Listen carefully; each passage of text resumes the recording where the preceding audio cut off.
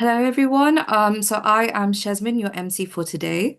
So thank you for joining us in today's dialogue on China and Latin America, evolving ties in a multipolar world. The forum is being organized by World Scientific Publishing.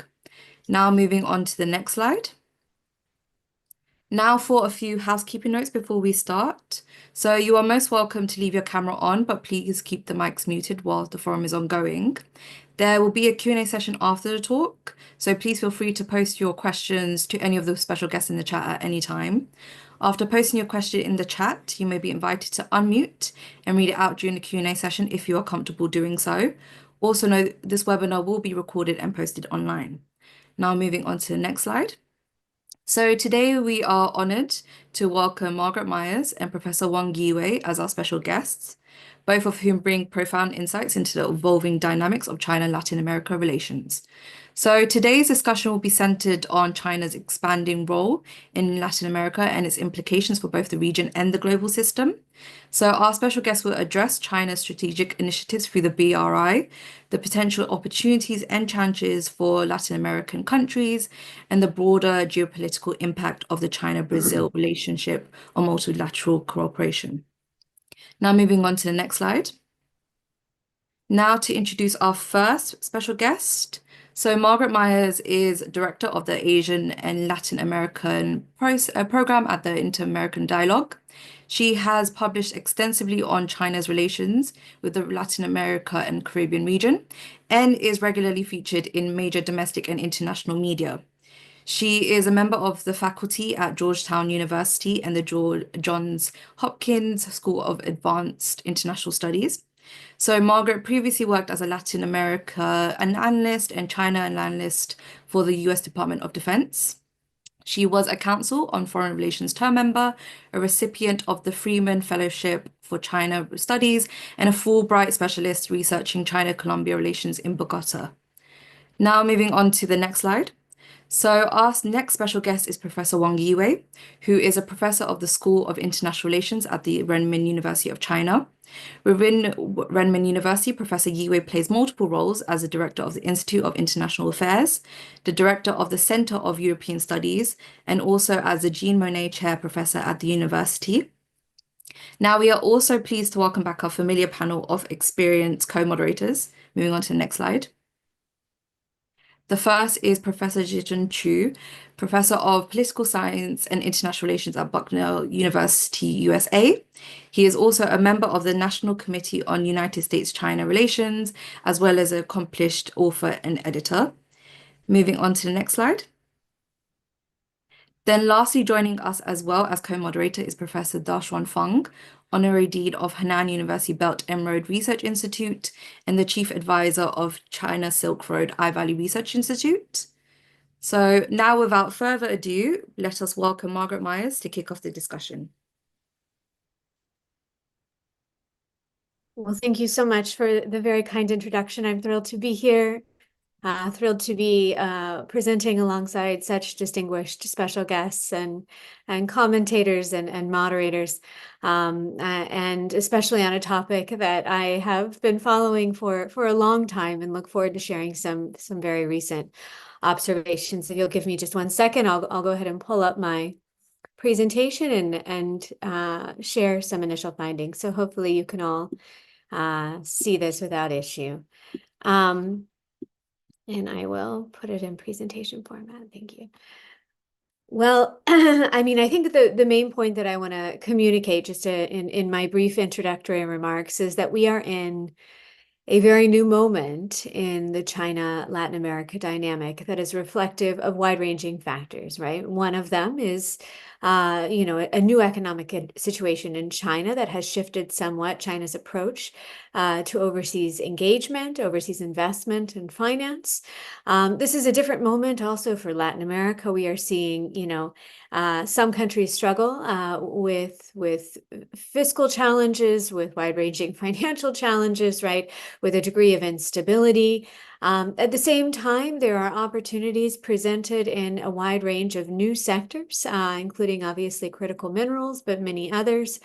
And of course, globally, there are wide-ranging factors that are affecting the ability of different companies to engage effectively globally, and that includes in the Latin American context. And now that we have a new administration in the United States, there is much consideration of what may happen and what the implications will be. We can talk a bit about that, and I imagine that'll be a major portion of the Q&A. But I'm happy to offer some thoughts on maybe where things may be headed, at least in the near term, and what to think about that especially for Latin American policymakers. So let me get going very quickly, and I would begin by simply making the point that there, in my view at least, right, are kind of three main trends that we are seeing in the China-Latin America dynamic at present. We are seeing a tapering of overall Chinese economic engagement. That does not mean that China is leaving the region by any means. It just means that in many cases, across certain forms of Chinese economic engagement, we are seeing a slowing of the growth that we have seen in the past. And I'll explain that in a moment because it is a bit nuanced, right, this observation. The second point I would make is that, and it's related to the first, a lot of what China is doing, or Chinese companies are doing, is focusing very intensively or more intensively on a handful of very specific sectors. And these happen to be sectors in which China is, seeking to establish a more expansive presence, both domestically and internationally, as it looks to upgrade its own economy, improve productivity, and ensure moderate rates of economic growth. And then finally, the third trend that we're seeing is localization, right? And this is not a new trend. We've been seeing this really over the past decade to varying degrees. But what used to exist in the way of China, I mean, what we used to see in the China-Latin America dynamic was a lot of, engagement among top officials, including heads of state, decision-making at that level on project development and wide-ranging other factors. That's still, a major function through which, different countries communicate bilaterally, including China and Latin American nations. But in many cases, decisions in the China-Latin America dynamic are being made at other administrative levels. So at the state level, provincial level, and municipal level. And we're not just talking about capital cities here. We're talking about, town cities of 100,000 people in certain cases, depending upon their strategic importance. So on to this question of tapering. If we are looking at trade, trade is not tapering, right? It is not really even slowing all that much. Trade is on the rise. It continues to be underpin the relationship just as it has for about 3 decades now, and even preceding that in certain cases, right? It is a major contributor to the overall China-Latin America economic relationship. And although we've seen some fluctuations right here and there, and trade is not always growing as a share of GDP, it continues to grow across the board, especially with South American nations.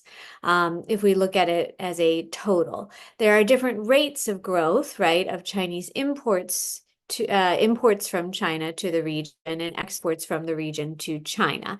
But looking at this as a total, we see a lot of growth in trade overall.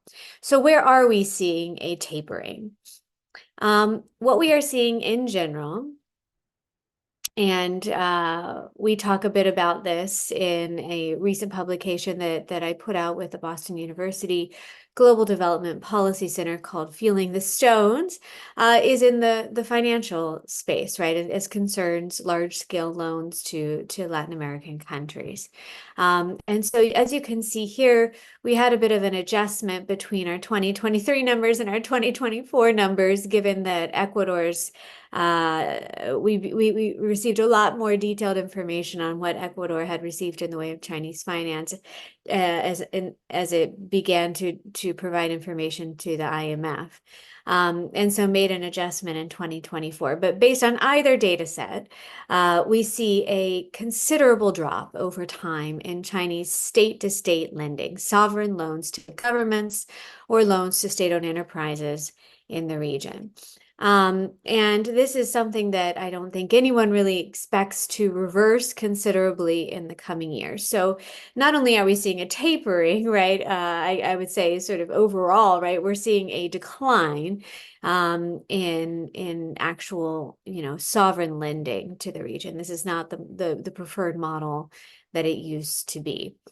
And we can talk about that if anyone the reasons for that if anyone has any questions. Here is just another sort of representation of that. The green lines are the numbers of actual loan commitments that were made on an annual basis. And the blue line is the total amount in dollars, right, that was committed per year. And by either measure, we see a decline over time.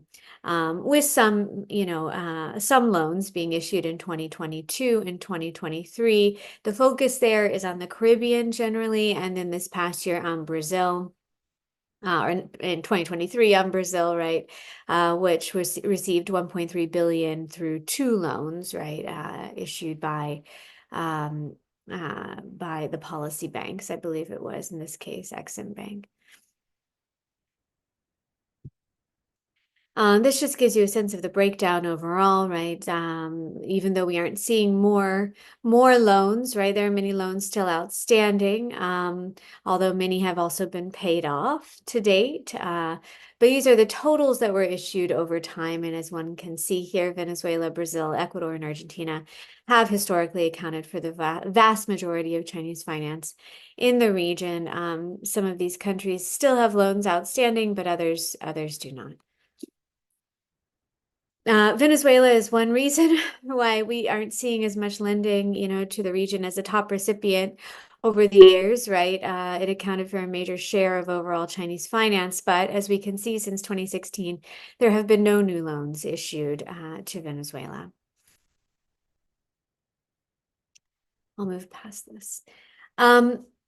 We are also seeing some really important shifts, and I want to focus a little bit on this in the FDI space in terms of foreign direct investment. So if we're seeing, continued growth in trade, a precipitous decline in Chinese state-to-state finance, what we are seeing much more clearly in the context of investment, it really is a tapering, a sort of slowing of overall growth, a leveling off, right, of the growth line, especially according to a 5-year moving average.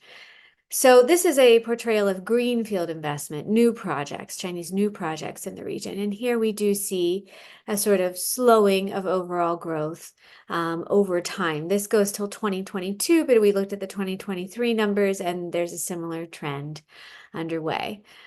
This is in the value, right, of these investments. So not in the number of investments, which I'll talk about in a moment. So in terms of overall dollar value, we're seeing a tapering in greenfield FDI numbers. The trend is more interesting if we look at mergers and acquisitions, right? And so here we've seen a decline in recent years, which continues. Again, based on a 5-year moving average. So a real slowing in growth in dollar value, right, of mergers and acquisitions in recent years. And this is notable because mergers and acquisitions were one of the primary mechanisms through which China entered certain markets, certain industries in the early years, especially after the global financial crisis. No longer is this the top mechanism through which to achieve that. So a lot of these FDI numbers are in many cases related to the second trend that I want to talk about. I mentioned that these graphs here, right, are reflective of dollar value. But if we look at the numbers of projects, the numbers of actual projects being conducted and negotiated across the region, they're actually growing.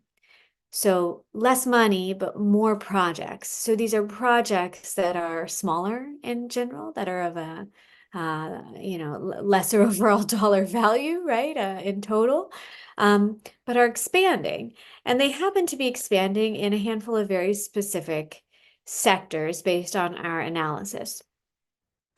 We did a report not all that long ago within the past, or at the beginning of January 2024, called new infrastructure, which is a term that China has used in the past to describe, sectors, industries of focus, of priority, as again, China looks to upgrade its economy to be more globally competitive in high tech and high end industries.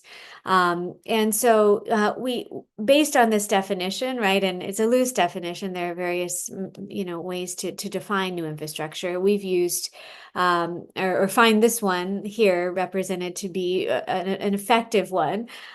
This is a definition proposed by the paper CN.cn, excuse me, which is a media outlet in Shanghai, which tells us to please understand new infrastructure based on our ABCs, right? So A is artificial intelligence, B, blockchain, D, big data, right? F, unmanned factories, 5G. Now we'd be talking about 6G, right?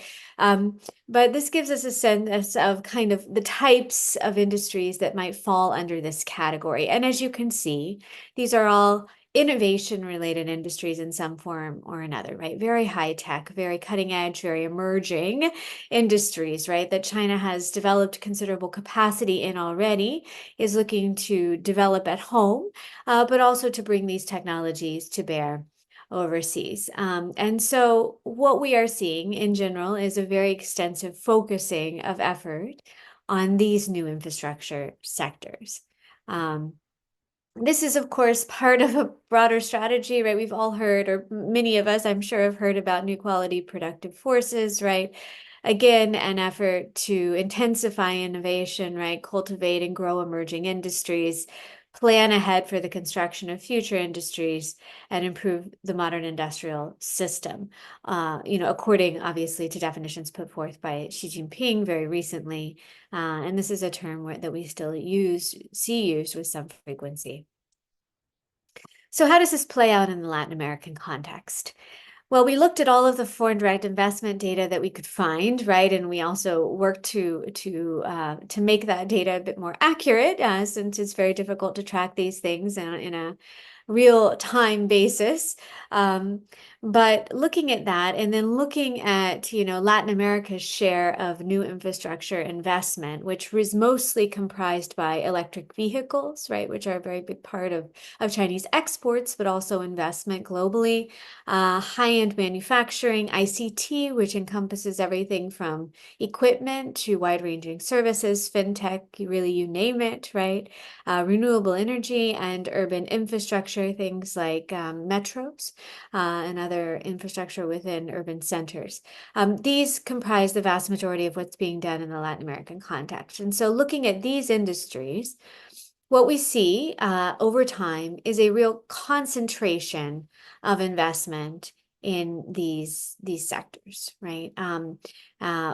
So as a percentage of overall investment. And we see this happening. We see growth in these areas, whether we're talking about the value of these new infrastructure deals or the number of new infrastructure deals that we're seeing across the region. And this trend holds for 2023 as well, based on the data that we have. You can see that ICT is a very big part of the story, right? But we have also seen EVs really skyrocket, especially in terms of value in recent years. This is the ICT story specifically, right? And so you can see here that at the onset, we were talking mostly about equipment and devices, right? Handheld phones, things of that nature. The equipment devices story has exploded. Right now, we're talking about much wider ranging things, small cell technologies related to 5G and other forms of connectivity, right? But services too are a much more extensive part of the equation than they have been in the past. This is a breakdown geographically, and here, I mean, really, the story is one of diversification in South America to some degree, right, across the ICT space. Mexico too, although we see a lot of equipment and devices, being part of that story.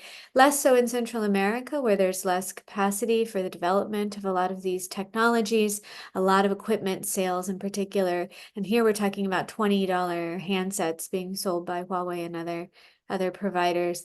But this green here, in the case of Nicaragua, is based solely on a satellite project that was negotiated by Wang Jing of Xinhui, who was also responsible for the development of the initial development, although that's not happening at the moment, of the Nicaragua Canal.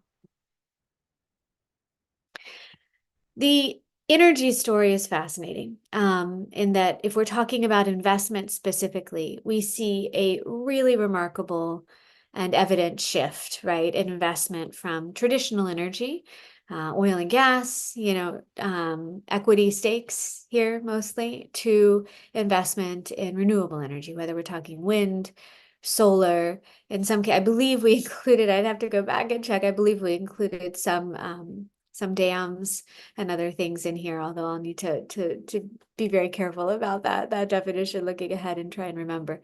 In any case, I mean, this is a remarkable shift, right, in the overall trend. What this doesn't mean is, I mean, it doesn't mean that China's trade has shifted entirely, right? So a lot of the loans that were negotiated a decade ago now, right, continue to ensure the transfer of barrels of oil per day, right, to China whenever that's possible. And so repayment in oil for some of these loans. So certainly that's part of the fact of that. And then drilling continues to take place in order to be able to ensure that a lot of this oil is produced, and then that China can be repaid as a result. So, oil still continues to be a very big part of the story, but not necessarily in the investment realm. If we're talking high-end technologies, innovation, we have to talk also about critical minerals. And obviously, this is a very big part of the Latin America story. The lithium triangle, which comprises Bolivia, Chile, and Argentina, is one of the places where the most lithium overall, right, exists globally. And certainly Chinese and wide-ranging other companies have been interested in investing in these countries and trying to ensure that they have a presence in the extraction of this critical mineral, in addition to other critical minerals such as niobium. Copper continues to be critically important for wide-ranging reasons, but also has technological applications. And we've seen something of an explosion in gold mining of late, including a lot of interest by Chinese companies, in part because it has technological applications, but also as countries look to hedge against the US dollar. Where is China investing? China is investing across the entirety of the region. We even see Chinese investment in countries that are still diplomatically allied with Taiwan. But in general, Brazil has been the top recipient of Chinese investment over time, followed by Peru. You can see that Brazil's, investments are fairly diversified. If we look at Chinese investment, is fairly diversified. Peru less so. It's much more focused on the extractive sector. And then, unsurprisingly, manufacturing is a major portion of what is happening in the Mexican context. But investment across the board. Then if we looked at finance, this would look very different. If we looked at trade, it would look, a little bit different too, although Brazil is also China's major trade partner, and vice versa. The story is a little bit more interesting if we look at top trade partners over time. And I think reflective of, some interesting shifts in the way that China is approaching the region. So I'll point out here that Venezuela, although it's an important partner for China diplomatically speaking, right, has not been a top recipient of Chinese investment, although is in the top 10, right, for a number of years. But if we look at who is receiving the most, right, Brazil factors very prominently in early years. It's dropped a bit recently. There are some theories about why that might be, which I'd be happy to share. Ecuador was a top recipient from 2003 to 2007, less so. now, right? These were years when we saw a lot of investment, especially in hydroelectricity. And Ecuador now is number 9. What's really fascinating is Chile, which, really didn't factor here barely at all until, the past 10 years, where it occupied space 6, right? But is now the top recipient of Chinese investment, in part because of Chilean policy, but also because Chinese investments, right? If we're talking high-tech investment, there are certain companies or countries rather that are able to accommodate those investments more effectively, that have stronger middle class, that have plans in place for energy and connectivity related advances and development, and so are easier to engage with on some of these high-tech matters and the implementation and execution of some of these deals.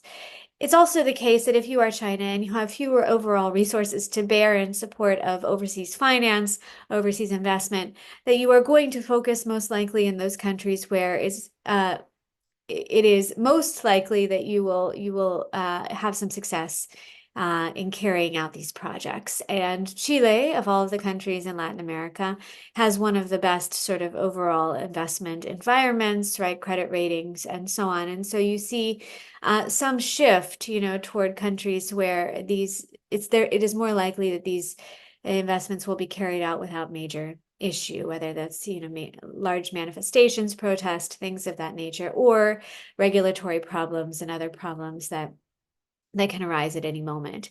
Peru has factored consistently, largely because of the importance of its extractive sector, and here we're talking specifically about mining.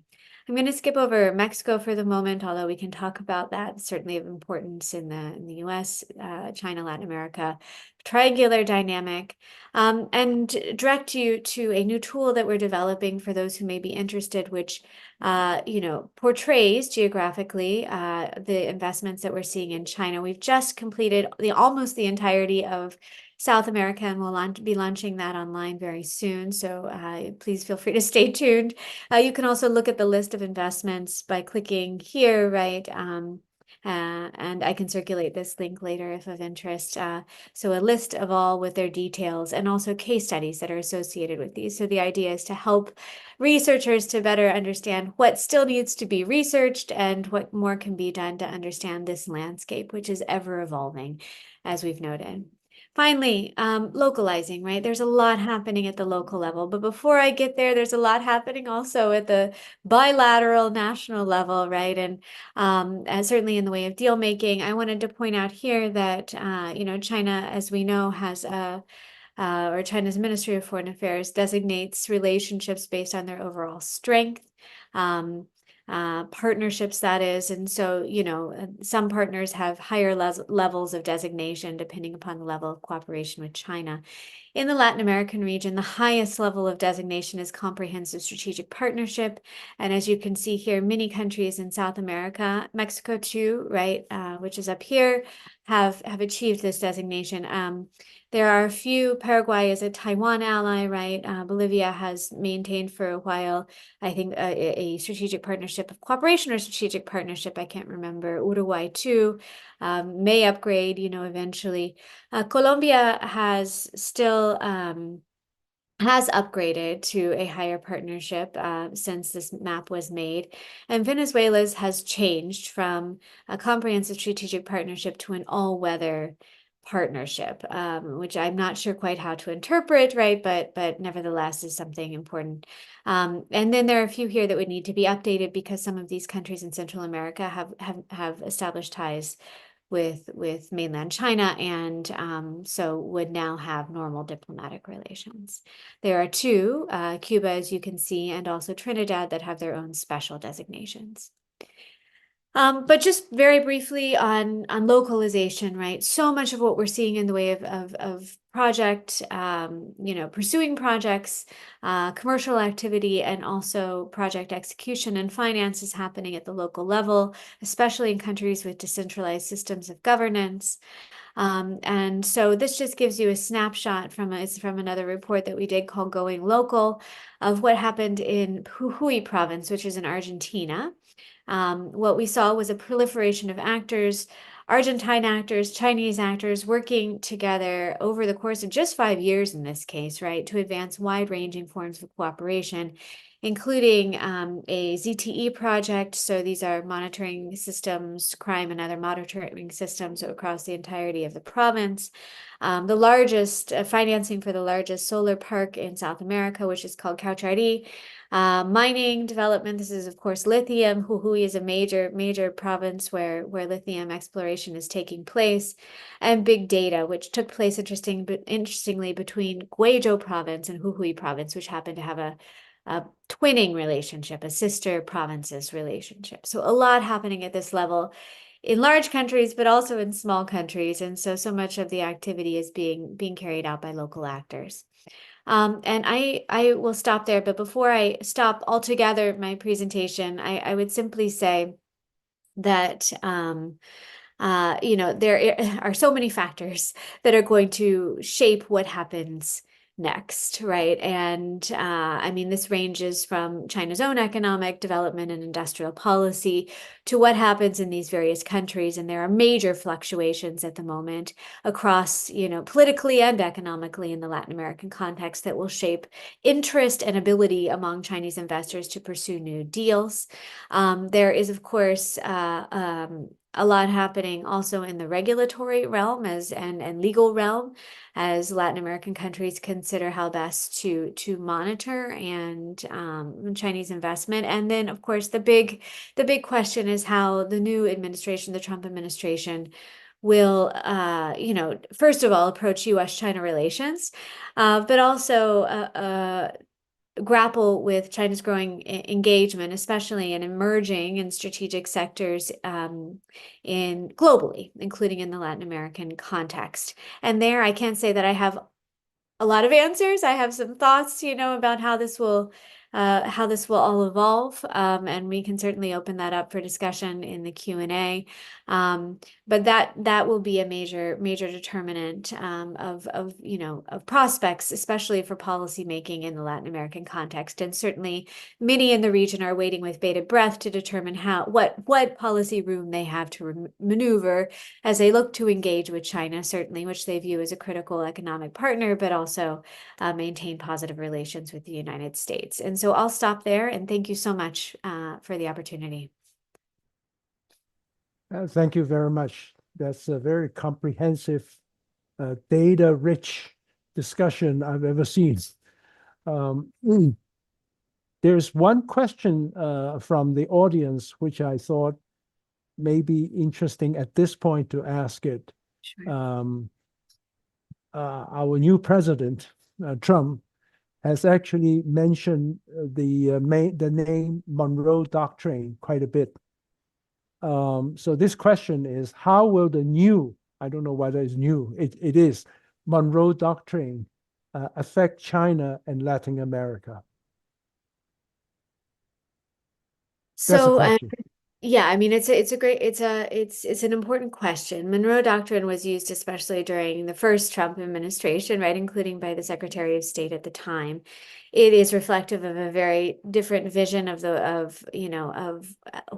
what and how, the role that the U.S. ought to play in Latin America. And a lot of that sort of vision is related to the growth of Chinese activity in the region, as we've seen, right? So my sense is that we will continue to see, just as happened under the Biden administration, and just as happened under the first Trump administration, efforts to engage with Latin American countries to not only strengthen ties, but to ensure that there is the decisions that are made vis-a-vis China are such that are consistent with U.S. interests, portraying them also as being consistent with Latin American interests in many cases.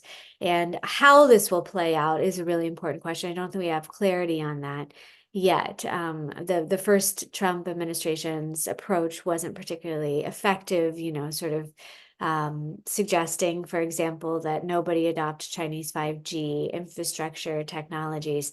And yet here we are, and Chinese 5G infrastructure technologies are pervasive across the region. And certainly, Latin American countries didn't take take the U.S. up on that particular recommendation. But I think there's still a lot of unknown, and it's hard to say yet what's going to happen. But there is a very different vision, of how the U.S. ought to be operating in the region and the role that it has in ensuring a certain sort of engagement with China within the Western Hemisphere.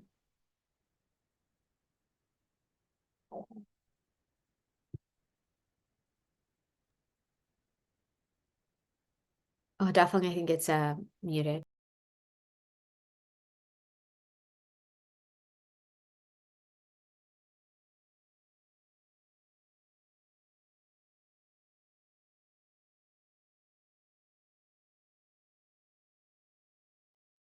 Professor Feng, you are muted.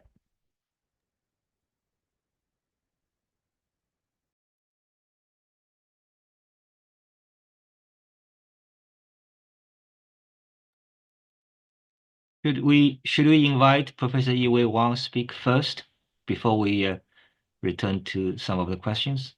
I think Professor Wang is waiting here. Thank you. Okay, can you hear me? Yep. I don't know why there's the video. You cannot see me. Is your camera on? Maybe because I move to a new computer, maybe that's the reason. Okay. Anyway, you can help me. It's most important. I'm very sorry. Last time I missed because of the also systematic disable access. But now finally I join you, and thank you for the invitation. Firstly, I'm not an expert on Latin America. I'm an expert on the BRI. I visited 10 times to Latin America, so I just share me some expertise from my colleagues who work in the Latin American Institute of the CAS later for you.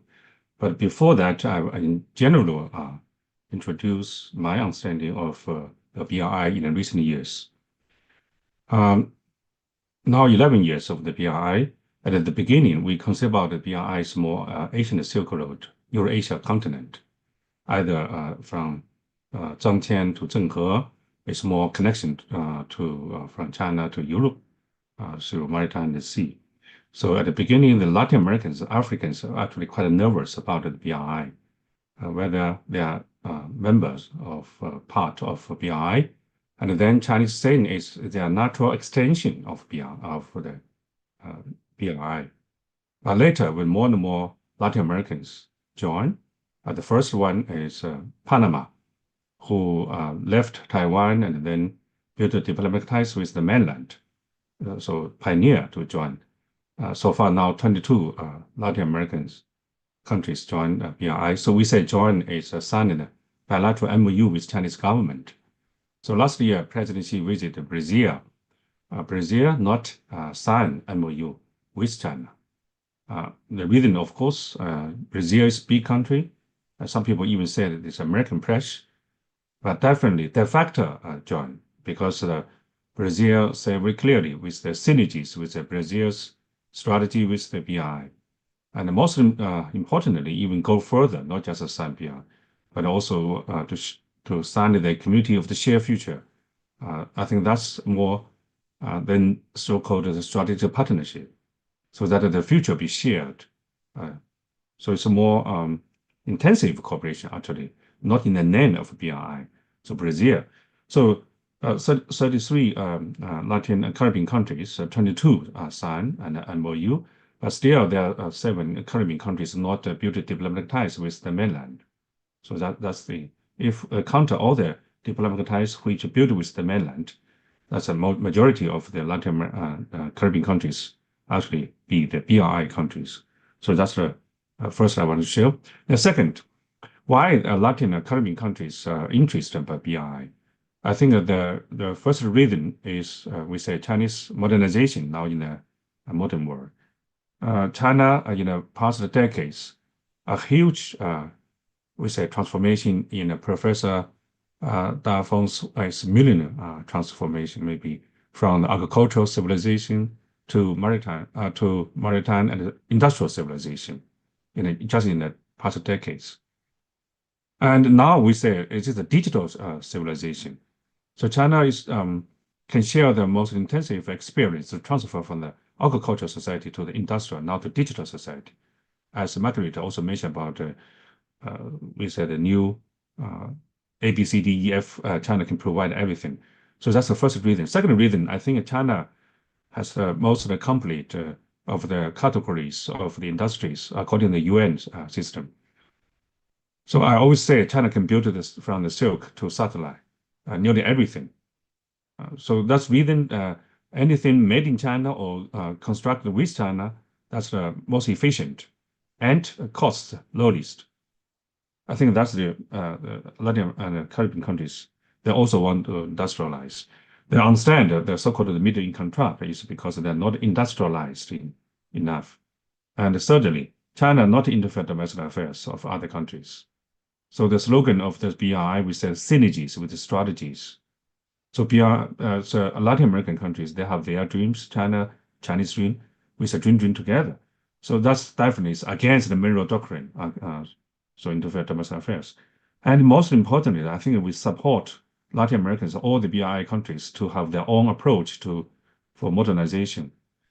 So we hope then more independent autonomy, straight autonomy from the previous colonial countries, but even today with the United States, because many countries live in the shadow of the United States, like Panama, I visit, so-called the Panama Canal, return to Panama, but de facto, there's a community in the hands of the Jewish capital. So that's a reason President Trump only one time mentioned about China is in the Panama Canal in his speech. So it's not return to China. Actually, it's not return to China, but Panama built the canal also. Many Chinese also sacrifice. If you with Chile, many other countries, the railways, the Chinese sacrifice a lot during the Box Rebellion movement. The many Chinese soldiers, they put some people say it's in tens of the thousands with a friend, sell to like slaves to build the railways and the canals in Latin America, and even joined the civil wars in Chile. So that's the historic linkage. So that's the reason when President Xi visited Peru, they said that Peru think about their Asian people, not Latin American people. They're not Western. And then they call the Chinese restaurant as Qifan, as a Chinese eating, and also calls Chinese as Lao Xiang. So the Chinese relatives. So that's really many Chinese live there, and then even they kept the tradition, like the Spring Festival traditions, and in many Latin American countries. I think that and maybe also because they're disappointed with the Western model, either the European model and now the U.S. model. So those models, they are not cannot cross the so-called middle income trap because those countries, the Western countries, they are more and more inward looking. Whether the Europeans suffered the Ukraine crisis, the U.S. now the American, we say, make American great again. So Americans not in capacity and the intention to provide more public goods to support the Latin Americans and other BRI countries. So that reason they more shift to the east, look to the east. So that's reason actually Chile actually pioneered to build the first FTA with China and more connection with China, but Chile still the model of so-called Washington Consensus, Chicago School economy. So now Peru took the pioneer role to build the first modern port, Tiankai, to connect with Shanghai. And then not just make the connections from the maritime, Latin American and China, but also connection with the Caribbean, and also the coastal area of Peru and then landlocked areas. Even Brazil also want to build the so-called the railway connected with the Pacific and the Atlantic. But of course, it's a big dream. It take too much time. But mutual connectivity, industrialization, so modernization in their own approach, and that I think attractive to the Latin and Caribbean countries. And this year, China will host the China CPEC of the minister and the maybe summit. President Lula will come back to China again, maybe in May. So President Xi also will visit Brazil because they're host of the BRICS. And then that's the in general introduction. And then I show some PPT with some, as I mentioned to you, the colleague from the CAS, and then about the details of the China Caribbean cooperation. So now can you see the PPT? Yes. If it's okay, we'll continue. Yes, please. Okay. Great. Okay, that's my friend called Guo Chenghai, who particularly work on this project. So he asked me to share the PPT with you. Okay, that's the first historical linkage to China and Latin America from the continental and the maritime. Some people say Latin Americans move from Asia, from Peru, cross the Peru Sea, and then with the American continent. But definitely during the Spanish colonist period, there's we said trading routes from the Philippines, Manila, and then to Panama. So that's the historic linkage as mentioned to you. But I think the most importantly is not the historic, it's the current. As I mentioned to you, from the natural extension to we say natural partner of the BRI. And then we say according to the 5 pillars of the BRI, the first one is was the policy coordination. So many Latin Americans want to have the modernization dream to cross the middle income trap. And then the thing about China is a model to share this experience, like a special economic zone, industrial park. So that's some countries joined the BRI. As I mentioned to you, Panama take the leading role in the 2017. And then now actually when Argentina hesitated for many years. They always ask why, if you join BRI, what the difference is without join or join, sign. I think the 3 major differences if you sign the MOU with China. Firstly, identity, you call BRI countries. So you can be of course, join the summit and also many government negotiation and set the rules and jointly. And if you join later, like AIIB, like many Americans even suppose the U.S. need to join. So you can accept these rules and not set the fundamental rules or the initiatives. And secondly, when you sign this BRI MOU, and then that means we have the bilateral investment treaty agreement or something. So the many Chinese investment in those countries and vice versa have the legal base. And then I think more opportunities, of course. And certainly, of course, many policy, we say, orientation can support the mutual connectivities and the people-to-people bonds and go beyond economic cooperation. So like Italy, actually, so-called the quit of the BRI, but Italy benefit a lot from BRI. For instance, like Shanghai, we say import-export. Italy be the presidency, hosting, we say hosting country, we say guest hosting countries. And also exhibition and cultural exchange and many other benefits. But because of the COVID, so the benefit not so much, of course, in the end, but definitely it's the EU and the US pressure Italy not to continue because last year Italy was the G7 rotating presidency.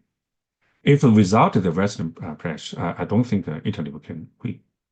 Okay, also of course the change of different parties and that's the reason. So that's the policy coordination stand and MOU. All this, I think, really transparent. You can access to the internet or even ask the hosting countries about the details. Actually, the MOU I read is quite very abstract. It's quite in general.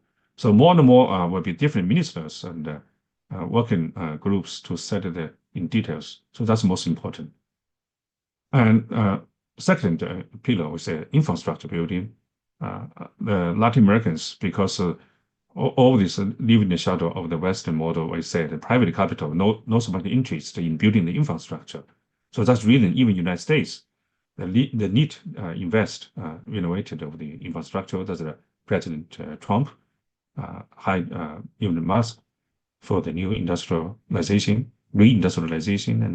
and build a new infrastructure. So China definitely is a superpower in infrastructure building, running, and also traditional and the new infrastructure. And most importantly, China has a very strong stay on enterprises. So we not just built a port, a new airport, a railway, highway, but built all this mutually connected. So with the Chinese, we have a 国资委 to handle or coordinate of all this infrastructure building. So that's actually the Western countries cannot have that kind of power or intention to do that. So that's the many new port, and as I mentioned to me, the Peru, the port is now is digitalized. And trade, not just a traditional trade, there are many raw materials from Brazil, from Bolivia, so China literally in EV. I think now today is so-called the digital trade, the e-commerce, and all of this. Some people mentioned about how China and the Latin Americans cooperate in the big data. Many Latin Americans they regularly attended the Wuzhen World Internet Conference. There are Chinese companies share some, well, not just technology, but also different models. In the digital era, there's a U.S. model, China model, and the European three represented model. U.S. is more private capital driven. And European is a social market economy. China is, some people say the state capitalism, but China, actually private companies also take the leading role. So China model is the key difference with the Western model is China don't believe a single God. The Western believe one God. So like the President Trump in Congress speech, the last words always God bless America. So that's reason China don't believe a single God can have synergies with all the gods. So that's reason EV, all the digital, we can synergies with all the technology and the software. In the West, you cannot sell coffee during the bookstore. China too can do everything because we think that this is it's working for the people. If people need, we can coordinate with the different legal support. So I think that's very important. So trade, from the traditional trade and with the commodities, and China definitely is 150 countries and regions number one trade partner. But now service in a service trade and new trade, China and Latin Americans also doing very rapidly, including IPR, that book exhibition last in Chile again. So that's third one is about the financial cooperation. So like the new development bank, the headquarters located in Shanghai. The president was Brazil's former president, and also awarded the Chinese government award. So they need new financial, we say, channels. So that's reason that we disappoint with the IMF World Bank, which definitely is Western political, U.S. More dominant. So domestic affairs interfere if they need more money from that. And then that's reason they suffer the so-called middle-income trap, particularly for the Argentina. So now they need a more a new approach to get more finance. And we say with BRI. BRI at the beginning, BRI is more about Chinese foreign reserve. 11 years ago, Chinese foreign reserve, the $4.2 trillion US. When the US printed the US dollars, so we shrink. So that reason at the beginning we think about the BRI invested in huge infrastructure building. Later, Chinese commercial banks and other banks, development bank and import-export banks finance this SOE, as I mentioned to you, which private companies cannot do that. Later, Chinese financial private companies also, financial banks and even third-party market cooperation with other, like Saudi, many also finance many projects.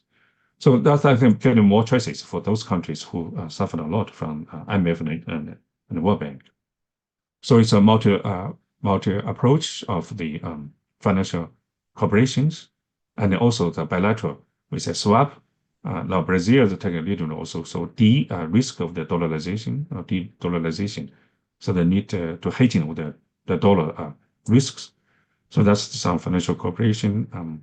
We said that also digital currencies. So many Latin American leaders visit China first, then landing in Shenzhen to visit some companies to share how to make a village 4 decades ago to be the modern city, special economic zone, industrial park, as I mentioned to you. And finally, it's people-to-people bonds, and the more my university will establish the China Latin American civilization dialogue. So we'll build the counterpart with Mexico. So our Party Secretary General will visit Mexico in this April. And also we think about Latin Americans is many we say Asian civilizations we should learn from them. And also the Panama former president was honored the honorary degree, PhD degree in Renmin University of China a couple of years ago. So that's more scholarship to give the Latin American students and encourage more Chinese students. I'm sorry, 我在开会发言，待会儿再给你打过去。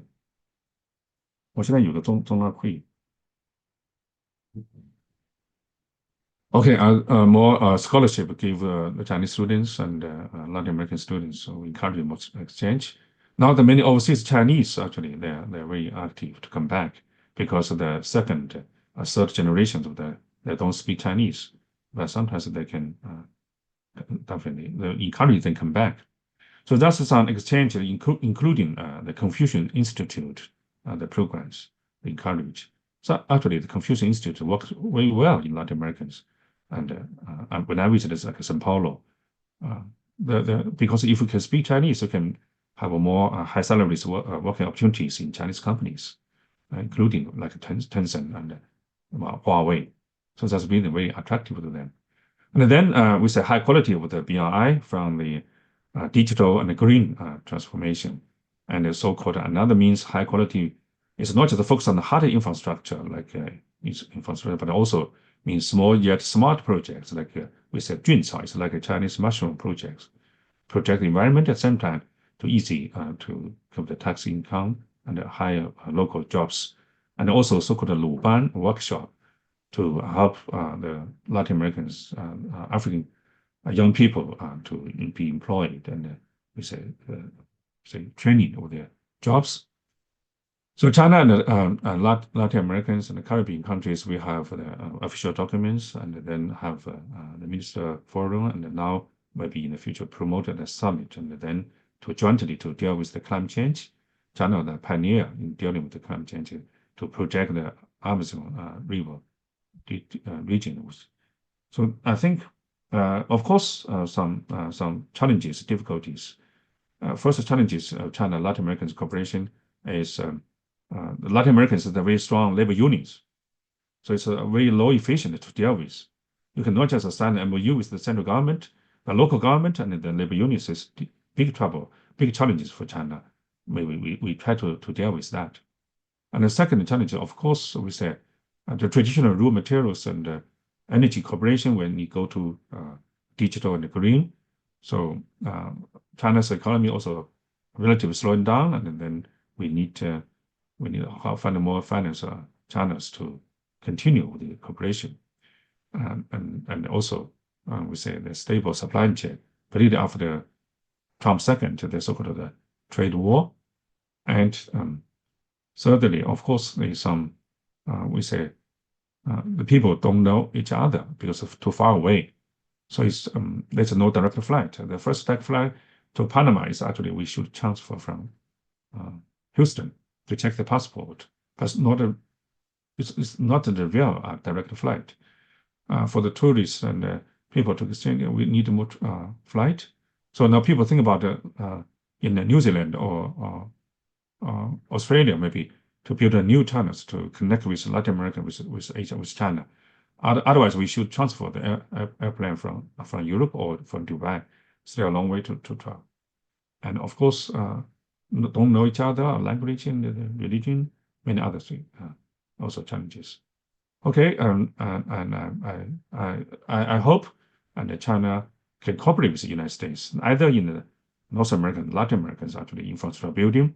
Seems with the software, it's more the Americans or the Europeans. Hardware with China, how to play the synergies. The US have some hedging projects in the name of the US BRI, so-called blueprint projects. And so I think the US comparative advantage is more private capital, legal banning, and we say advanced we say experience. So China is still we say fast growing of the emerging economy. So many things we can learn from the United States, and we are ready and welcome to cooperate with the United States. Maybe under President Trump's leadership, we still have more business to do in Latin America. and then I think can be the bridge to connect each other, not just the competition with each other. And thank you for I'll stop here.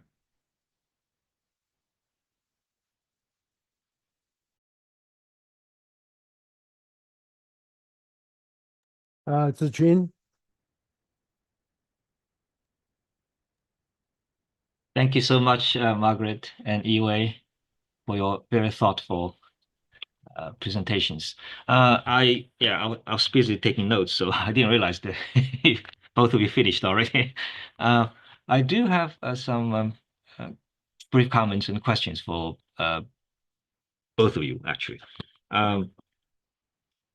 Margaret, once again, yes, it's as Dashan said, it's a very data-driven presentation, a lot of details, and especially your the three trends you talked about: tapering, focusing, localization.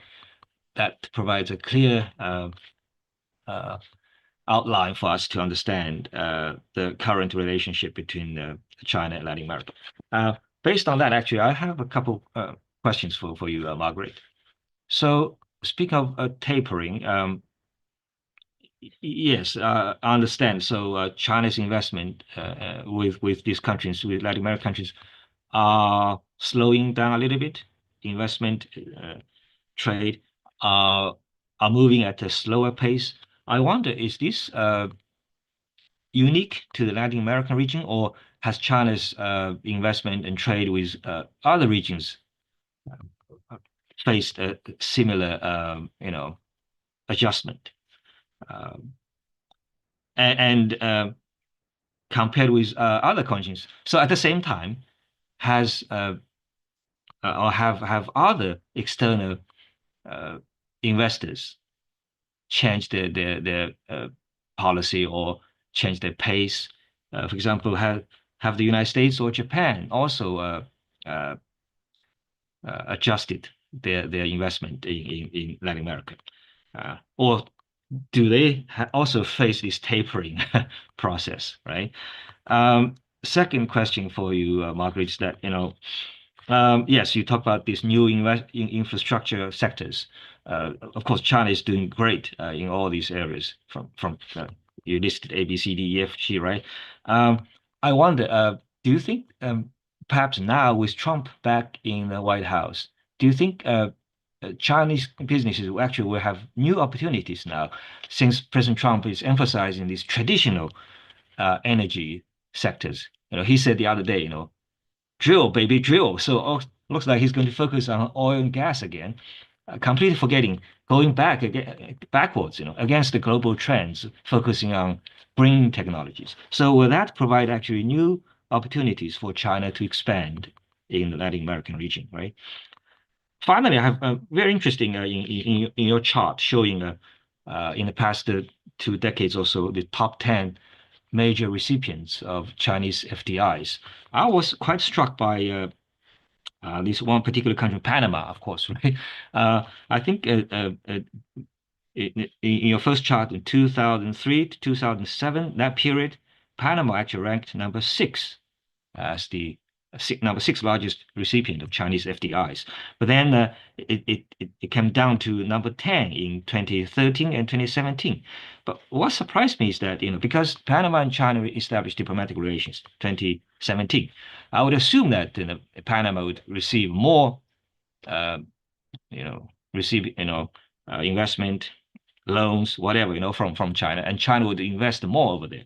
But actually, according to your chart, 2018, 2023, that was after Panama switched relations from Taiwan to the mainland. Panama did not even make top 10 list of the largest recipients of Chinese FDI. So I was kind of surprised. So maybe you could offer some explanation here why. Those are the questions for Margaret. And okay, then I'll ask a question for Yiwei at the same time. Maybe you guys can maybe take turns to answer this question. And I think Professor Feng may also have other questions, right? Two simple questions for Yiwei. By the way, actually, I think in one of the slides you were showing, actually you cited Margaret for the research. From there actually I learned for the first time, Margaret, you have a Chinese name. Is that right? Mai Pei, is I that think right? I have 3 Chinese names. I don't know. Okay. Okay. I read Mai Pei. I think okay, that's a beautiful Chinese name. Anyway, so Yiwei, you talk about the infrastructure building. Obviously the BRI projects. China has huge investment in infrastructure in many of those countries. 22 now, right? 22 of those countries are part of the BRI. In the West, as we all know, there is this narrative about debt trap diplomacy, right? So, in other words, whenever some of those countries suffer from financial problems, they blame China, of course, right? China put those countries in the so-called debt trap. So I wonder, how has China, the Chinese government, tried to counter this Western narrative about debt trap diplomacy? That's first question for Yiwei, right? My second question, very simple, about these people-to-people exchanges. You mentioned, many Latin American, language programs and Confucius institutes. Right now, how easy or how difficult it is for people from China and from Latin America to visit each other. I mean, China recently published a list of these visa-free countries, right, for Chinese citizens for foreigners to travel to China. I wonder, does this visa-free policy also apply to Latin American countries, and how easy it is for Chinese citizens to travel to Latin American countries? So those are my questions for the two speakers. Thank you very much, and maybe you can answer those questions first, and then maybe Professor Feng will have some other questions before we go to the audience question. Right? Thank you very much. So why don't we first ask Margaret to answer, and then followed by Yiwei? Yeah. Absolutely. Well, thank you for the terrific questions, and all of which are I think hugely relevant. So, is this phenomenon unique to the Latin American context? This sort of tapering, or what's happening essentially in finance, trade, and investment in the Latin American context? Are we seeing that in other regions? As concerns finance, right? It's not unique. We're seeing a real, I think, decision on the part of the banks themselves, but also those institutions that monitor and supervise the banks to centralize authority, to direct a lot of attention back to China for wide-ranging projects that need to take place there, leaving less for these banks to do overseas. Also noting the challenges that these banks have acquired or have encountered, right, when operating overseas, and the massive amounts of debt that result, right, and the challenges that you alluded to, Dr. Zhu, about the debt loads and the political implications of that for China as it tries to manage and negotiate these challenges. So, it's just not the model anymore. That's not to say China's not issuing finance, right? It is, of course, and these banks they're giving loans, right, to companies that then go invest. ICBC and Bank of China are active globally, including in the Latin American region. We see private equity investors coming in. We see all kinds of different diversified forms of investment and finance in the region. But yeah, these big numbers that we saw in the past, billions and billions given to governments, it's just not the thing that's happening anymore, and that's a global phenomenon. On the investment side, yes, there's been a sort of tapering globally. Again, this is not suggestive of disinterest or an inability on the part of the BRI to engage more extensively. It's suggestive of a shift in the way that Chinese companies are largely investing, and who is being prioritized and what sectors are being prioritized. And so we haven't looked across all regions, but certainly African colleagues in Southeast Asia too, there's more of a focus on innovation related tech sectors, and that makes all the sense in the world when you look at the industries that China is prioritizing at home. And there's a lot of excess capacity. It has to be, exported, and market-seeking investments are part of that equation. So yes, I mean, that's also, I think, in many ways a global phenomenon, at least in the countries and regions that I've looked at. What are other investors doing to respond to this? So, I mean, there were absolutely efforts on the part. You see a little bit of different things, right? You see an effort to engage more extensively with the Latin American region, at least under the Biden administration. We saw some new investments. We saw an effort to really identify a series of connectivity enhancing investments that would be useful to the region. Unfortunately, those efforts were, I think some of those were cut short. They may be continued under this new administration. I don't know. There have been efforts globally, including in the Pacific region, certainly, but also in Latin America, to respond with investment to some of the investments that China is making that the U.S. and others have deemed to be controversial or troubling.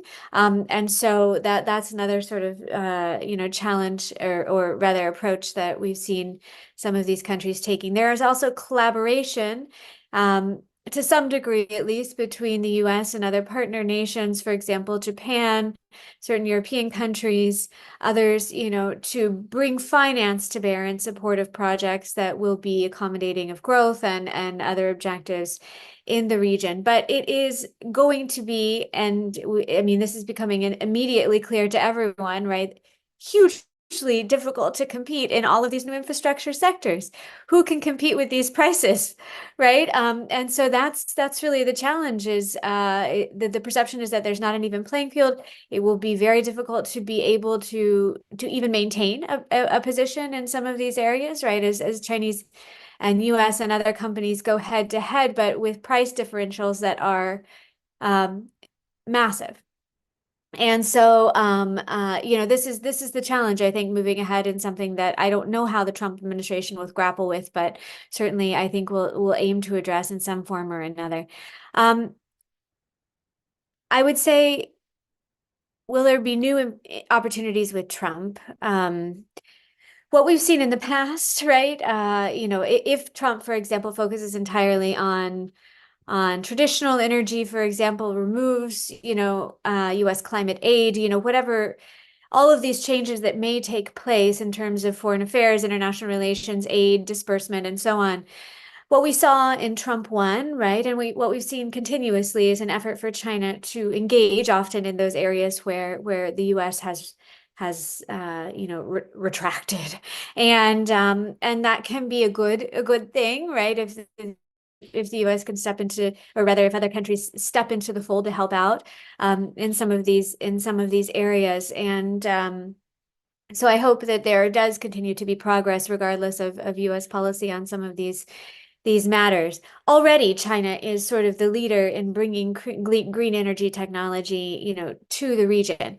But I want to mention one thing about that, is that these technologies, I mean, these are critical markets, right? On the one hand, yes, China has articulated an interest in being a leader in bringing green and energy transition to bear globally. But a lot of this is part also of China's industrial policy, right? And so we're talking about finding markets for all of these exports, all of these EVs, all of these batteries, all of this solar, all of these things that are being produced in mass quantity. And so, and the Latin American market is a great market for that, to a point, only to the extent that Latin America has the plans and policies in place to actually leverage these technologies in support of development objectives. And we're getting to a point where Latin American countries are feeling overwhelmed. And so in the next, I would say, year to, absolutely transitions need to happen. This is critical. This is fundamental, right? And from an economic and climate perspective, but can the region manage everything that's coming in? And will there be a degree of backlash to this? Already we've seen some tariffs placed on EVs, on solar, on steel, and now if we look at the third plenary meeting and some of the other sectors that have been mentioned as areas of focus, pharmaceuticals, machinery, manufacturing machinery, aviation, if we're talking Brazil, we may see a little bit more conflict, right, as concerns trade and importation than we've seen in the past. So something just to keep an eye on. I don't know how that's going to develop. Absolutely, there needs to be more cooperation with everyone in these areas, right? But it's not so clean cut as you take the stuff, you make it, and everything is resolved, right? So it's a very complex process. And then finally, on Panama, Yeah, that was the result of a couple of big deals that took place that year. There were 16 projects that were announced when Panama cut ties with Taiwan and established them in China in 2017, and then some of those were carried out, some of them weren't. And so there were, I don't know, maybe you said a lot of it's spread out, but yeah, it surprised me too. So did the Paraguay. And so I actually should go back and write down what those are so that I can talk about them, because I continue to get questions about those two particular things. But yeah, so I think a few of the big ones have yet to kind of materialize, and so that's part of it. But yes, there was a lot that took place in 2016 or 2017, 2018, but also a handful of projects that preceded those. In the case, China has invested and traded with, Taiwan allies for many, many years. Thank you. Why don't you ask again Yiwei's question, because I've forgotten what you asked Yiwei. I got two questions from Professor Zhu. First about debt trap. Second about people-to-people exchange, visa. Yeah. Well, okay. Debt trap. So far, 155 countries signed MOU, BRI with China. No, any of them was enforced to do that or volunteer to do that. So there's no trap, definitely. But there's debt, definitely. China in the 1980s built a highway, also huge debt from World Bank. Why trap is not a serious problem for China? Because the different investment. When you invest in the infrastructure building, you think about the long-term economic growth, you can benefit later. So if you think about the short term, 1 year, 2 years, and then things like it's a trap. So it's make comparisons like that. The Western approach, because of more private capital-driven investment, and for Europeans, it's a foreign aid trap. Actually, it's like a donation. It's give the chicken to those countries, and then maybe corrupt officials cook the chicken, and then people cannot eat. We even don't know this smell, what kind of smell. The Chinese approach is to invest, to give the chicken to those countries, and then let the chickens have the eggs. The eggs produce chickens. Chickens produce eggs, and then in the future return, and no trap. So infrastructure, of course you need long-term thinking. And China, as I mentioned, stay on the prices, can have a strategic thinking. So that's different with the Western model. So that's reason the US even suffered a poor infrastructure now. Okay, actually the debt trap diplomacy was put forward by Indians at the beginning in the Hambantota port. Sri Lanka, suffered for decades of civil war. India supported Tamil, and China support Sri Lanka government to finish the civil war. So Sri Lanka government very appreciative of Chinese support.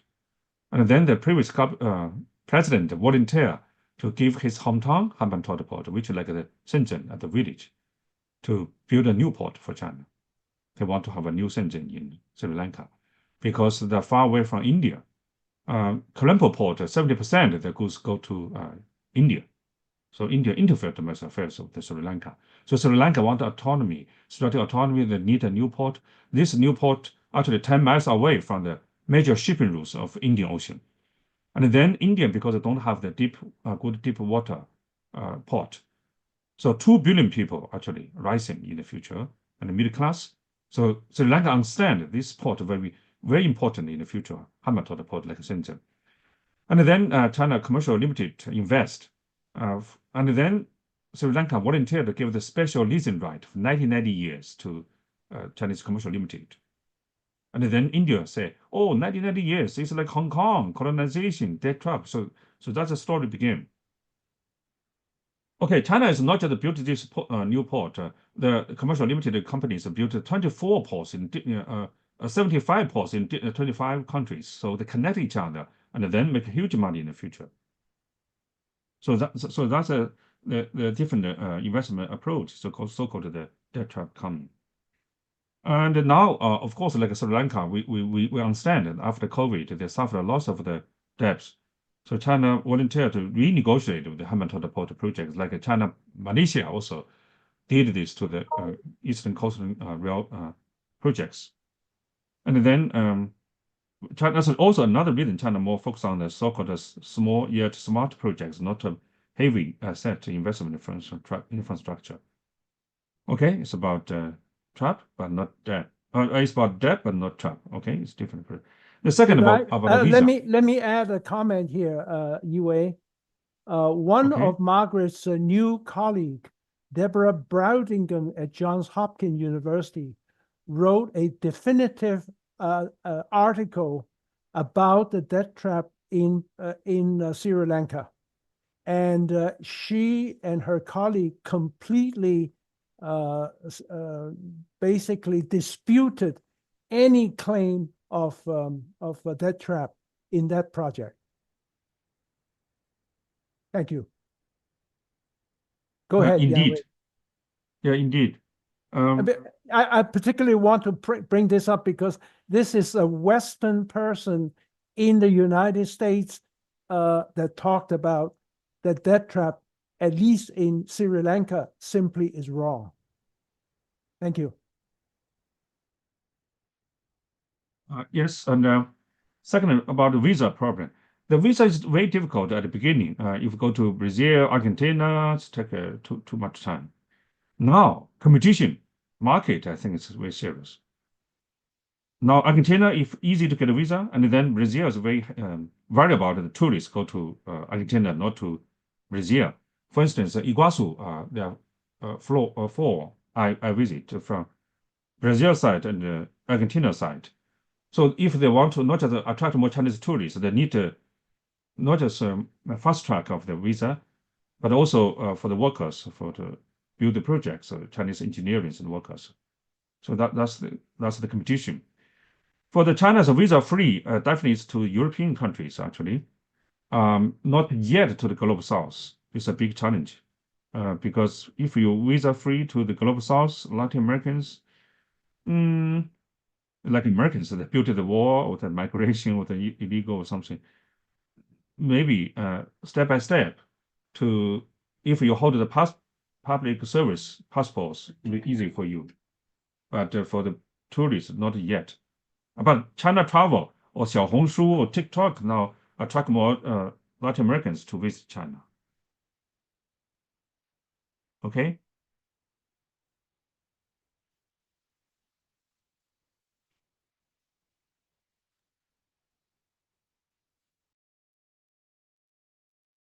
Okay, let me ask a general comment about the Belt and Road Initiative.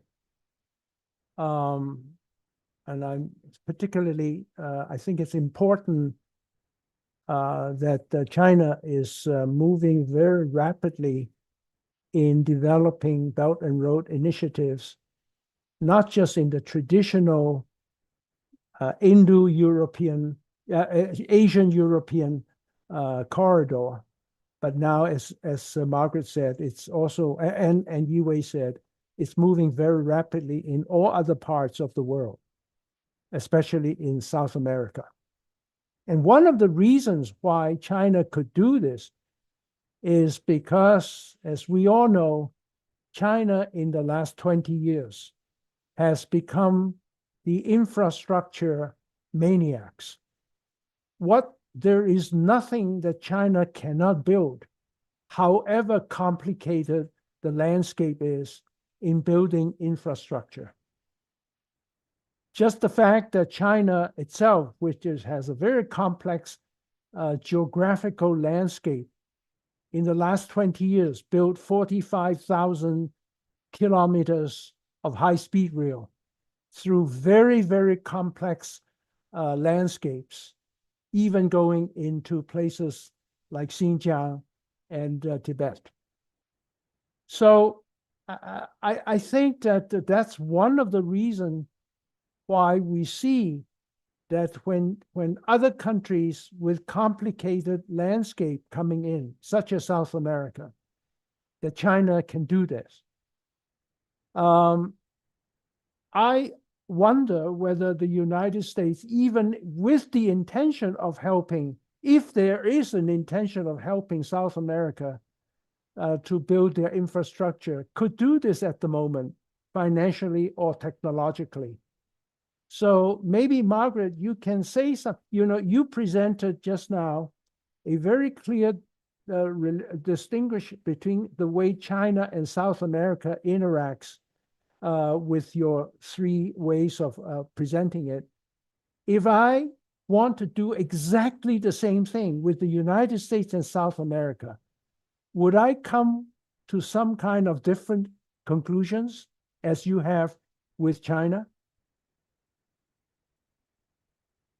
So, I mean, in terms of whether the U.S. can actually achieve some of these objectives. So, I mean, largely, if we look at, and again, U.S. investment is not coordinated by the United States. It can be incentivized by the U.S. government, that is. It can be incentivized. And so that's part of the challenge that is, if there is an overarching strategy, it's difficult to implement top down because, the private sector makes its own decisions based on wide-ranging factors. There are obviously companies in the U.S. who do infrastructure, but their engagement, is far more limited than that China has pursued in the region in recent years. I mean, to the extent that the U.S. would want to do some of these projects, and indeed, as I mentioned, during the Biden administration, there was an effort to map out, some projects that would be of potential interest to then work with wide-ranging other actors, right? Partner nations, multilateral development banks, and others to make these things happen over time, likely on a slightly longer timeline, right, than one might anticipate from China. And so, yes, I mean, it can happen. It's harder, right, in many cases, and the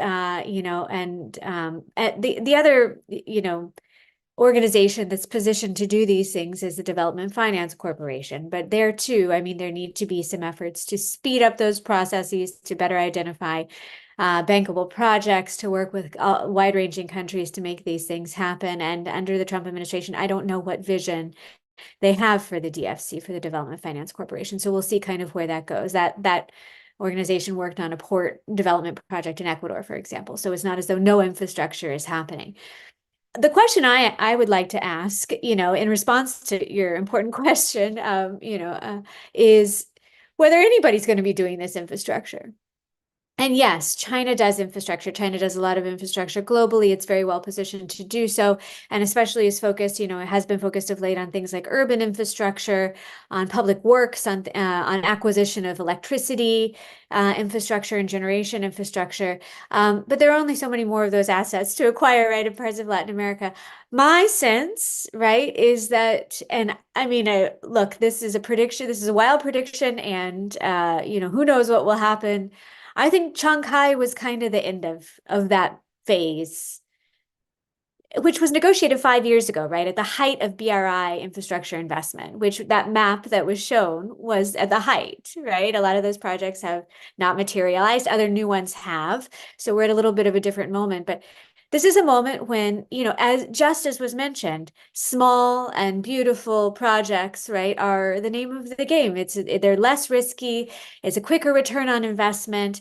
These are sectors, high-tech sectors that China's prioritizing and needs to make advancements in. The high-tech, the large-scale infrastructure projects are hugely difficult, hugely controversial, hugely costly, run into all kinds of problems. So I think Shanghai happened.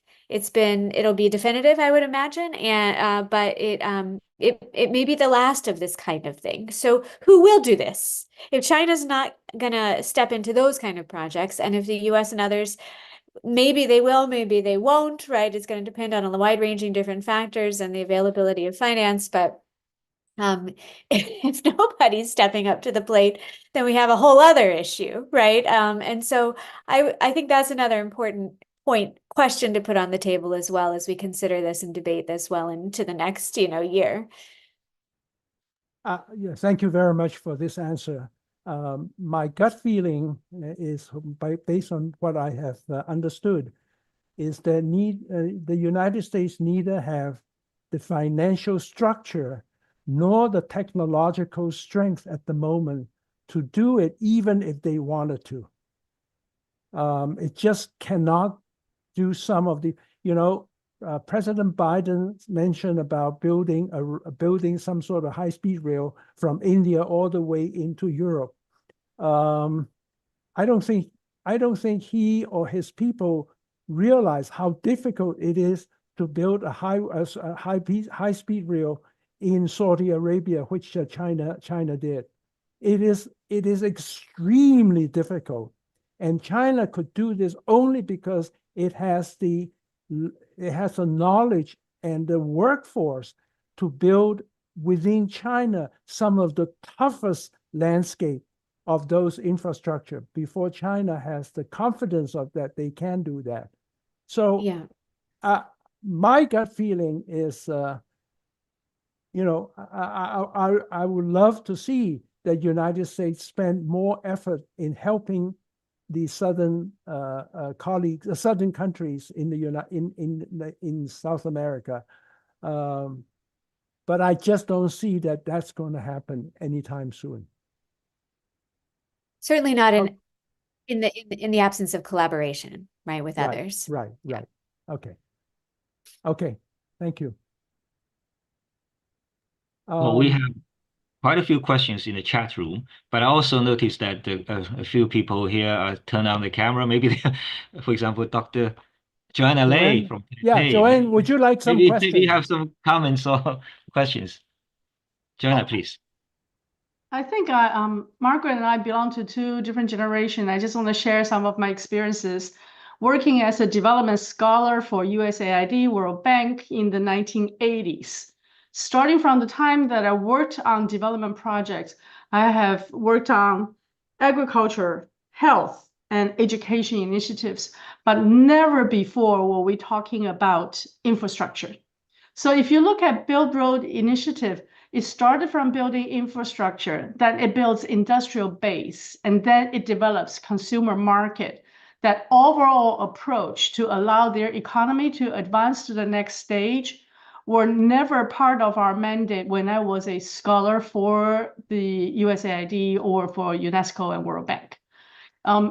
Similarly, European colonists, when they look at Africa for so many years, for example, Spain or France or even the Netherlands, they were developing a lot of sort of soft issues. And to my view, if I look at from the global South perspective, a lot of those initiatives are helping urgent problems at the time. They're solving the emergent problem at the time, but keeping them at the same space in the overall food chain. And that's a very cruel way to describe it. So the Europeans started sitting on the top of the food chain. The American also sit on the top of the food chain for the Latin America. And the kind of aids and support didn't change the global South countries, their positions in the food chain. They keep being at the bottom. They were the provider of resources. They are providers of cheap labors. They were providers of potentially some kind of market. So in my view, I think we belong to two different generations. Maybe it has changed, but the discussion on debt trap or discussion on going forward, who is providing the infrastructure, especially when the US started saying they're not going to honor net zero and they're going to pull off from the green finance, you're looking at two things. One is how would global South, countries in the global South, be able to achieve their hopes and dreams for the people? And is Build Road Initiative a good approach, just starting from infrastructure to industry base to consumer market? So that's one. And secondly, the question for you is, if the United States really pull off from net zero and pulled off from green finance, what we're seeing today, such as Brazil built its solar industry, their EV is strong, Shanghai and all the others are embracing the solutions for global South, for climate change providing by China. If the United States really pulled out, and China still is a provider of those services and new initiatives, do you see those countries still want to embrace the solutions to net zero and to the green finance, or would they pull back in reserving their resources? Thank you.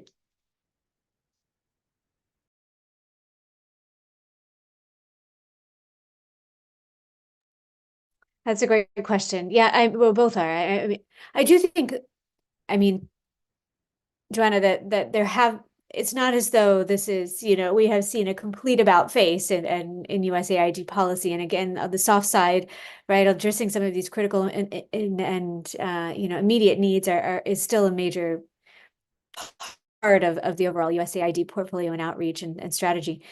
There are efforts within AID, but they're not more extensively within DFC, and also state has a role in it and a lot of others, right, to try to think about how to step into the fold on some of these issues. Whether we can debate whether that's been done effectively, right, and what more would possibly or could possibly be done to shift the course of action, right, in any substantive way. But yeah, I mean, that's what I see. So it's not as though everything's changed, but this infrastructure piece has been sort of thrust into the equation in an interesting way. And it's worth a lot more study, I think, probably.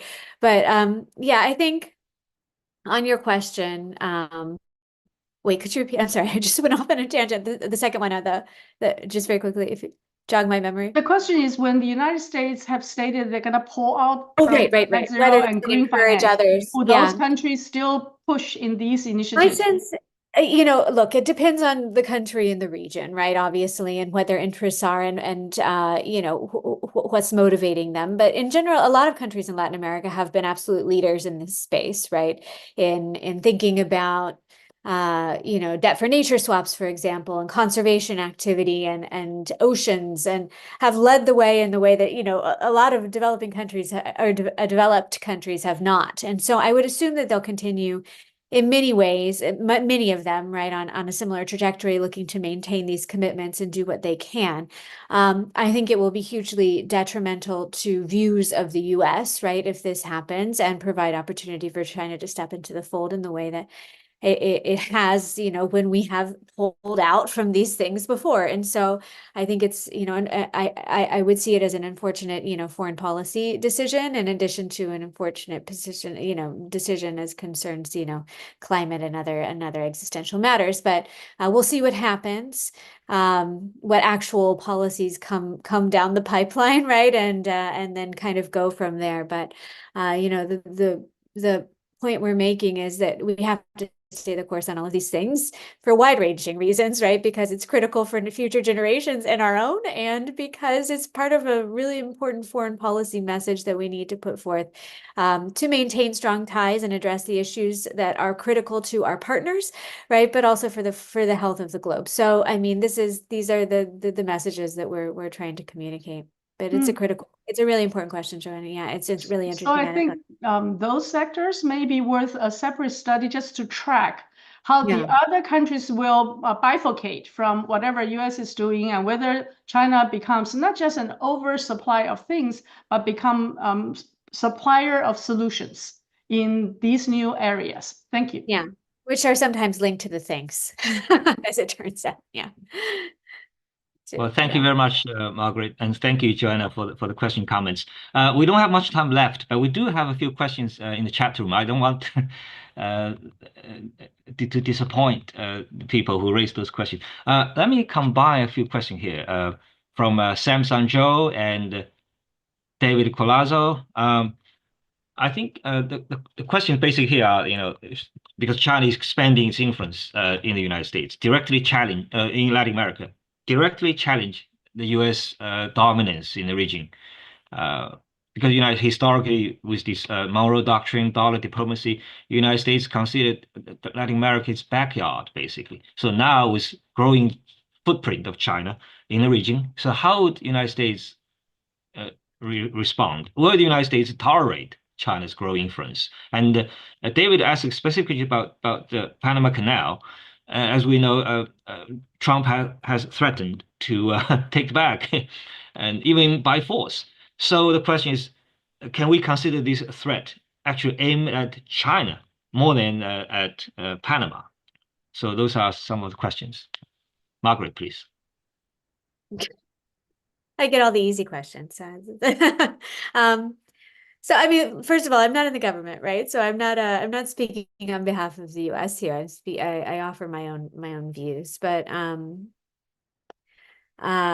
look, will the U.S. tolerate China growing Chinese influence in Latin America? I'd say two things about that. I mean, I think it's very clear that there are deep concerns about the extent of Chinese engagement and influence already in Latin America. This is not something that is a secret, right? It's been made very clear across administrations. We've seen, the sort of messaging that the U.S. has put forth about this. There are concerns in a lot of different areas. It's not just broad concern about what China is doing, but rather about the extent of, for example, trade relations, which have naturally implications for the range of decision making that Latin American countries can make, even indirectly, right, vis-a-vis China. It doesn't mean that China is forcing countries to do things, but if your top trade partner is China, you're going to think twice before rocking the boat on issues that are of interest to China. And so it's this sort of thing. I mean, obviously, the same dynamic applies for the United States. Then there's, there are other questions about ports. Obviously, there are questions about the extent of Chinese engagement in certain emerging sectors and whether U.S. companies can compete. There are questions about the use of trade agreements, and whether there's tolerance for the use of trade agreements to bypass tariffs.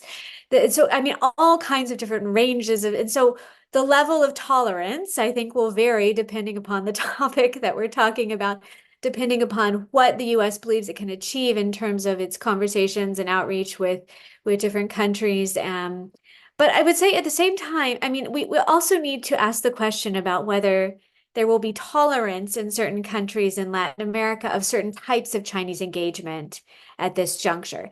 There is broad interest in continuing to partner with China. There is broad interest in working with China to extract wide-ranging economic benefits and to achieve certain development goals. Absolutely. But there are also a lot of concerns that accompany these things. So it's not just will the U.S. do it? Will there be, some harder discussions between Latin American countries and Chinese counterparts in the future, or will those discussions be precluded by the level of economic influence that China already maintains in the region? How about the Panama Canal? Oh, I have no idea. It's hard for me to decipher that one. And so we'll see kind of what happens in terms of really moving forward on any issue that, not everything that is said is pursued. Right. Okay. So, you talk about the growing rivalry, obviously between China and the United States. On the other side of the coin, what are areas that the United States and China can actually cooperate? Do countries in Latin America actually expect these great powers to work together to help them solve some of the problems? I mean, I wonder if China does too. I mean, this is a two-sided coin, right? And whether there's the political will on both sides to do these to really work together on these issues is an important question. Certainly, I mean, it's not as though there's no Chinese-U.S. cooperation, right? We have seen continued interest in cooperating on climate, at least under the Biden administration. There's work on energy. There is work across wide-ranging different ministries. There are still ties. There's still discussions, efforts to deal with nuclear technologies. All kinds of things are happening, right? So there is cooperation. How and whether this applies, to the development interests of Latin America and other regions is another question. Whether, these cooperative arrangements can be forged will depend largely on the nature of the relationship, whether it is, we see a lot of the focus right now in foreign policy is on Latin America, right? And so maybe this may be a moment for the U.S. China relationship to sort of regain its footing and try to establish some more positive areas of cooperation. And if so, then ideally they will have positive implications for both of our countries' international engagement. But again, political will drive all of this. Yeah. Thank you. I think both Professor Feng and Professor Wang are off the line now. They left already. so all the question will be for Margaret, but obviously we don't have time left. Maybe one Please, final question. sure. And Is then that, if folks would like to reach out, they're more than welcome. Yeah. yes, But yes. yeah. Yeah. So I see a lot of questions here, but some are for Professor Wang, but I think this question probably is for you, Margaret.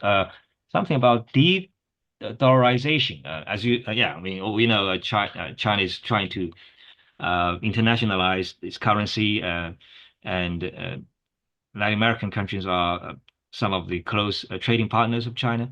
So in that sense, how does this idea of de-dollarization is being viewed in Latin American countries? And are countries in Latin America working with China to bypass US dollar in their trade?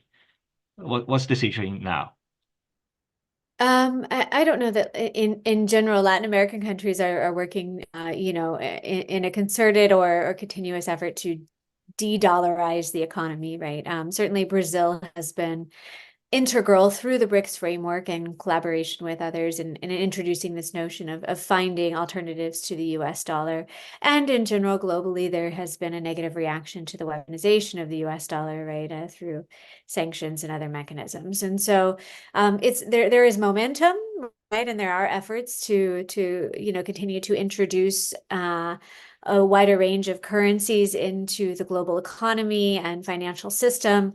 Certainly, China has done this through various mechanisms, including currency swaps and, denominating portions of loans in renminbi and wide-ranging other things. So, it's a process, it's ongoing. There is movement, but still, I mean, the dollar is the definitive global currency, right? And continues to be without real contest. Whether we see major changes in that landscape or not in the coming years will be interesting to watch. Well, thank you. Obviously, the dialogue will continue, but we don't have much time left today. I want to thank you, Margaret, and also thank Yiwei Wang. He's already offline for your very insightful, enriching dialogue. I think this is important, topic today. As China, American competition intensifies, and China is growing its influence in Latin America. Obviously, the United States is getting concerned. So this is going to be a topic that will come back to us in the future. This is not going away. I really appreciate Margaret you taking the time to share your views with us. You're one of the leading scholars in this area, so we're very lucky to have you with us today. And I hope that we'll invite you back, in the future as the situation evolves and unfolds in Latin America and between Latin America and China, especially in the context of a new administration in the United States. I think a lot of things will happen. A lot of challenges are facing us. So with that, I want to again thank you, Margaret. Thank you for your time, and I want to thank the audience for joining us. And I think we have a program recorded that we're also going to post the program online. Jasmine, do you have anything to conclude the program? Yes, I do. So thank you everyone for joining. So we would like to thank you, our supportive audience, for staying with us.